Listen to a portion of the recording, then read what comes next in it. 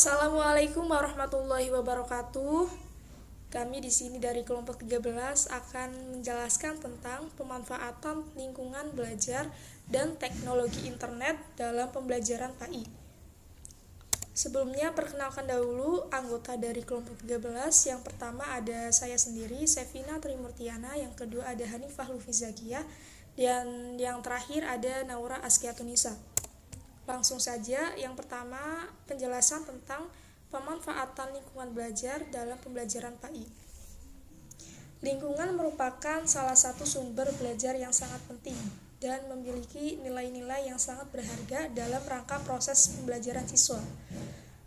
Lingkungan dapat memperkaya bahan dan kegiatan dalam belajar. Lingkungan juga dapat dimanfaatkan sebagai sumber belajar yang terdiri dari yang pertama, lingkungan sosial, yang kedua lingkungan fisik atau lingkungan alam. Lingkungan sosial dapat digunakan untuk memperdalam ilmu-ilmu sosial dan kemanusiaan. Sedangkan ilmu atau lingkungan alam dapat menumbuhkan kesadaran peserta didik akan cinta alam dan partisipasi dalam memelihara dan melestarikan alam. Pemanfaatan lingkungan dapat ditempuh dengan cara melakukan kegiatan dengan membawa peserta didik ke dalam lingkungan, seperti survei, karya wisata, berkemah, praktek lapangan, dan sebagainya. Selain itu, pemanfaatan lingkungan dapat dilakukan dengan cara membawa lingkungan ke dalam kelas, seperti menghadirkan narasumber untuk menyampaikan materi di dalam kelas. Agar penggunaan lingkungan sebagai sumber belajar bisa berjalan dengan efektif, maka perlu dilakukan perencanaan, pelaksanaan, dan evaluasi serta tindak lanjutnya. Penjelasan yang selanjutnya ialah lingkungan sebagai sumber pembelajaran PAI adalah pembelajaran di lingkungan pendidikan, baik itu formal maupun non-formal, seperti lingkungan pondok pesantren dan lingkungan masjid. Keduanya merupakan pusat penerapan dan pembelajaran agama. Di dalamnya terdapat sumber-sumber belajar yang dapat dimanfaatkan. Begitu banyak manfaat yang ada di dalam lingkungan sebagai sumber pembelajaran PAI. Namun demikian, perlu adanya kreativitas dan jiwa inovatif untuk dapat memaksimalkan sumber belajar yang berlimpah tersebut. Poin yang selanjutnya ialah pemanfaatan teknologi internet dalam pembelajaran PAI.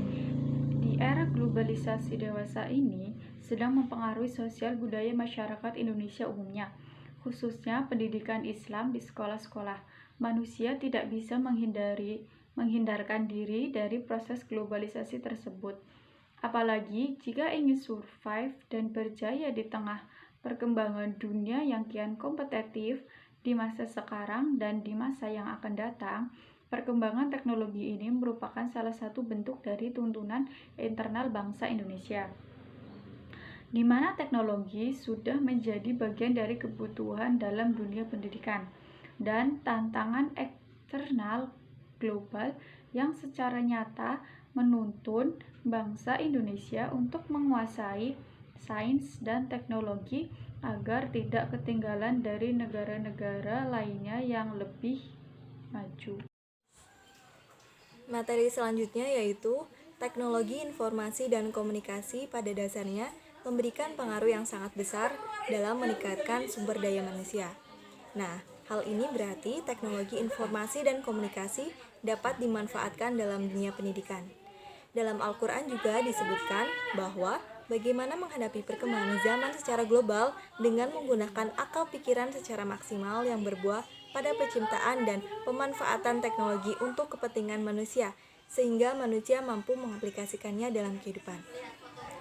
Dalam surat Ar-Rahman juga disebutkan dalam ayat 33 yang artinya, "Hai jamaah jin dan manusia, jika kamu sanggup menembus penjuru langit dan bumi, maka lintasilah.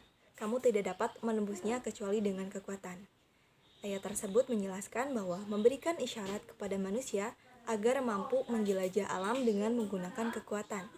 Kekuatan yang dimaksud dalam ayat tersebut adalah memiliki ilmu pengetahuan, sehingga dengan ilmu pengetahuan yang dimiliki umat manusia akan lebih leluasa dalam mengembangkan sains dan teknologi yang bisa dimanfaatkan dalam segala aspek kehidupan. Sekian presentasi dari kelompok kami, kurang lebihnya mohon maaf. Cukup sekian, terima kasih. Wassalamualaikum warahmatullahi wabarakatuh.